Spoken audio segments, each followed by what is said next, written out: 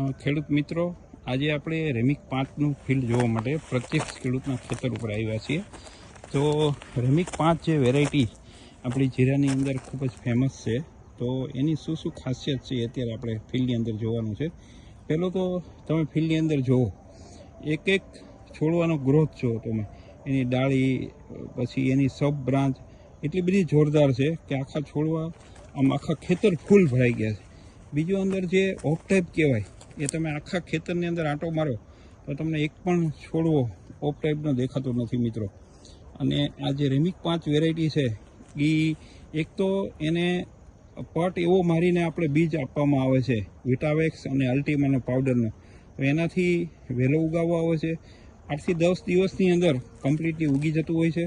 બીજું ખાસ ઉગ્યા પછી એનો જે મહિના દિવસ સુધી એનો ગ્રોથ પણ જબરદસ્ત હોય છે.